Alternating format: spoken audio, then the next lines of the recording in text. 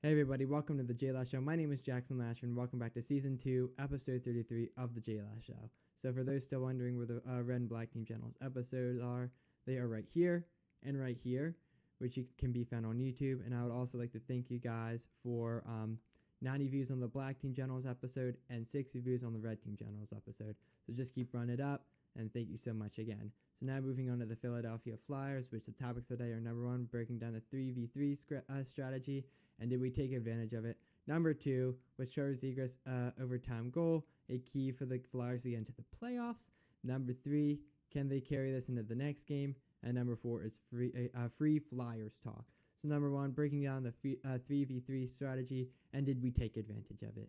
And my opinion is yes. I think we did. There wasn't as much people on the S, and I was like, oh, we do a 3v3 strategy because I didn't know about hockey at the time. I was like, wow, this is impressive. So they sent 3 of their guys onto the ice, probably one of their best 3 guys, and they sent Trevor Zegras out, which he has done excellent for the Flyers this year. Really, I can't say anything like better about him. But 3v3 strategy. Once we kind of got rolling, I think we definitely took advantage of it because we kind of were able to trick the we were able to trick the goalie for that overtime goal and kind of slide it in there and get the goal and get the win, which was definitely key. I think it was definitely an excellent strategy to use for the NHL in overtime because it makes it a little more electric and it makes it a little more hard for the players because they had to defend a little bit more. But in my opinion, I think it's very excellent that the Flyers won with the 3v3 strategy, and I think that we should definitely continue to use that and use it to our advantage with Trevor Zegras, and more. Number 2 was Trevor Zegras' overtime goal, a key for the Flyers to get into the playoffs, and I think it totally is because Trevor Zegras, and he is a absolute monster on the ice. It was an amazing overtime goal, and I don't think really anyone else could do it. He just slid it in there and tricked the goalie. Like, really, I think he's got excellent skating skills. He's got excellent puck skills. He was able to get it in and was able to call a game for us, which was absolutely amazing. But the goal was him being right by the net and him rebounding the puck from the goalie saving it, which was very excellent offense for himself, was absolutely impressive. So I think that if we can get into the playoffs, I think that we should definitely utilize Trevor Zegras. That I think we should utilize him, and yes, I think we are getting close to being in the playoffs, I believe. So yeah, number 3, can they carry this and carry this into the next game? I really hope to God so, because if they don't, like, we're totally screwed. We can't really die off now. Once we get hot, we should stay hot, which we should be doing consistently. But as you saw, really it isn't doing much. We had like a losing streak a few months back, and it was like, ouch. And we had a pretty good chance of making the playoffs back then, and then the losing streak just like absolutely kind of dropped us down, very unfortunately. So it was. I hope they can carry the momentum into this game. Trevor Zegras, Medvey Michkov, Travis Konecny, which he had an excellent goal, which I have a video of. I'm going to play it here. Good.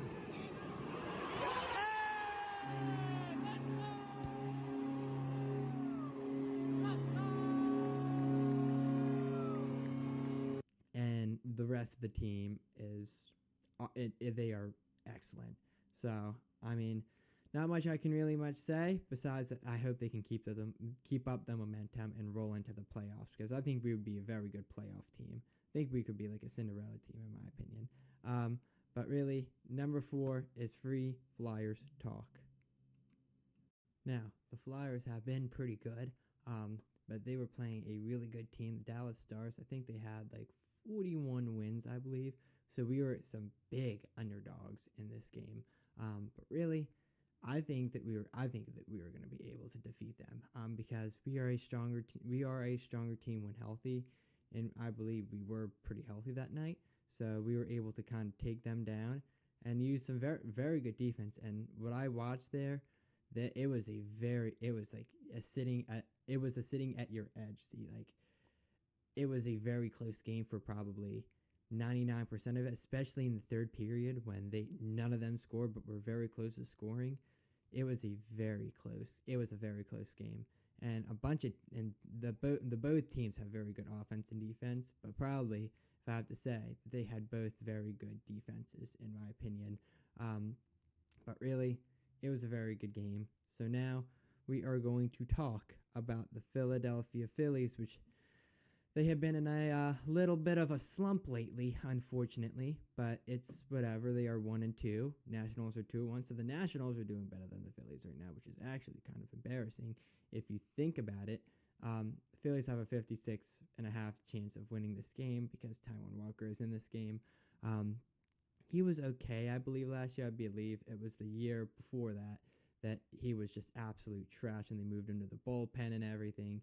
Like, yeah, I don't really want to talk about that because that was just absolute, like, it wasn't good. So Kyle Schwarber, he hasn't really done anything. He had one home run in the first game and then kind of cooled off after that. He has a 154 batting average, which is trash.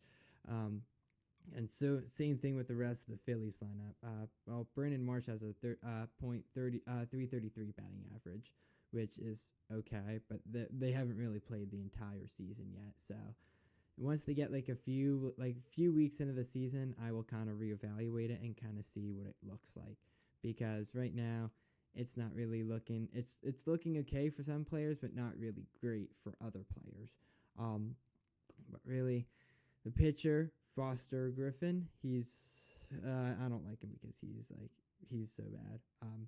But I think this is one of his first times pitching for Washington. So I wish him good luck against this Phillies lineup. He's probably going to conquer it pretty easily because we are kind of a soft team when it comes to hitting the ball, in my opinion. Like, I don't know what it is. All right, like it's not great. They just like, it's like a little bang bang, and it's like a little pop out that they can catch, or a little soft hit into the outfield, which they can easily pick up. Like, we need to be hitting the ball more powerful and where it can easily drop and in between players in the outfield, not to, like, right to one player where it can drop. So like we're not getting there right now. Like, I don't know what's going. I just don't know what's going on with this lineup. But like we need to do a little bit better on everything like that. But really, it's okay. I don't really care about this. It's just the Phillies. They just haven't been really good lately, and that's kind of what I'm afraid of this season. So yeah, really, it doesn't matter to me. So now let's talk about the weather report coming on now.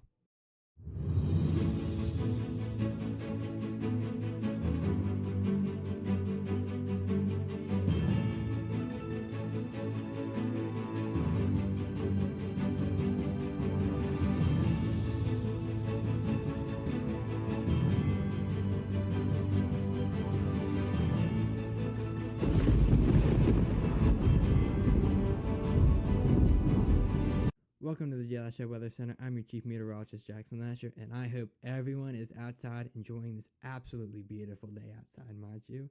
So it's around, I think, in the lower 70s right now.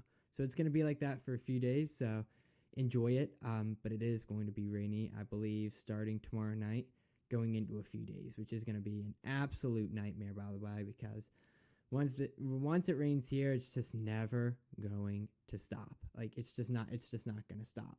So hopefully you're out enjoying this weather. The temperatures are supposed to drop, I believe, like Thursday. They're going to be in the upper 50s, I believe. Well, it's not going to drop too heavy, but it's not going to be like great. But the wind makes it feel a little bit colder than it is today, probably in the low 70s, high 60s, I believe. So like, I believe it's very good weather, but the wind is very light today. But tomorrow, it's going to be mostly cloudy to a drizzle with a high of around in the mid 70s. So yeah, you guys are expected to have some nice days in the Hatboro region. So now, not really much else to talk about. So let's get back to the JLash show. Welcome back from the JLash Show Weather Report. Now moving on to March Madness, which has been absolutely insane lately. The I believe it was the Elite Eight was very electric. Duke got eliminated in a disappointing fashion for them, at least 73-72 against the number 2 UConn Huskies. Like that was amazing. That was an amazing watch, and I kind of like to see Duke eliminated because they are kind of a team that I just don't want to see win championship every year. Cam Bouger had 27 points, but the points leader for UConn had 26 points. Sorry, Cam Bouger, but you are out. 8 rebounds for Cam Bouger and 7 assists for Cam Bouger. But gosh, that was an amazing game to see all that. But really, sorry Duke. I'll see you later. But let's take a look at some other games. Arizona and Purdue was a very good one. Purdue got eliminated by the Arizona Wildcats in amazing fashion, of course, 79-64. Really, I'm just happy that Arizona moves on because that's not such a bracket crusher per se, but it's gonna be like whatever, doesn't really matter. I don't really care about it because they are not my team. So yeah, it is what it is. But really, I think that everything will be totally fine with that. All right, now let's take a look at Illinois and UConn for the Final Four. Number 3 Illinois, the Illinois. Number 3 and the UConn Huskies. Number 2. This is gonna be a very interesting game here, in my opinion. Number 3 seed going on a number 2 seed. This is going to be on TBS at 6:09 p.m. on April 4th. But really, I'm kind of looking forward to seeing what UConn can really do under pressure in the Final Four, because I don't think they've really been in the Final Four really before. It's been a little bit. And a very, very interesting matchup as we go on to a number 1 Michigan's Wolverines team and a number 1 Arizona Wildcats team. Both are cat teams, so like whatever. But they are both number 1 seeds, which is going to be very interesting because they are going to be battling it out like crazy. It's going to be on April 4th at 8:49. Looks like Michigan has a 52% chance at winning this, so I guess we'll see how good they get. In my opinion, I think that they'll be totally fine. So yeah, really, that's about it. And now let's move on to Philly Sports Shenanigans with JLash.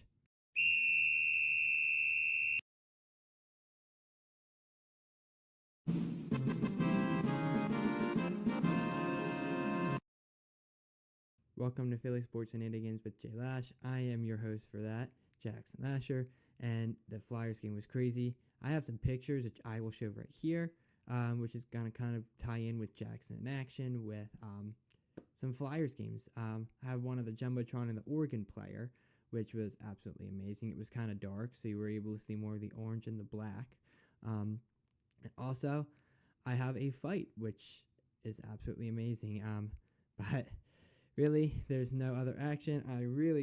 I got this Flyers shirt right here with the NHL symbol on it. With it's a little polo. So yeah, I like that, and I think that that is very awesome. So yeah, I totally think that was definitely worth the game going to. My dad got it from his work, so thank you to his work for giving him the tickets. Really, the fights were crazy the most, and I always like to see an NHL fight because those are always great to see.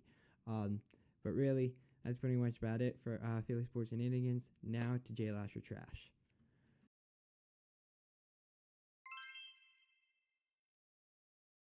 Welcome to JLash or Trash. I'm your host for JLash or Trash, Jackson Lasher, and my 2 picks for an argument is that Arizona is better than Michigan.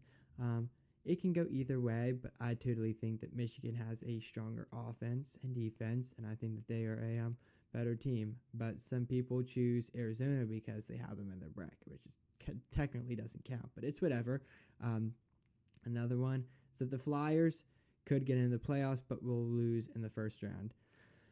It wouldn't be far from true, and actually I consider that to be true because they aren't a strong team yet to be in the playoffs. They don't. I mean, they have a young team, but they don't have like a team that's experienced in the playoffs just yet.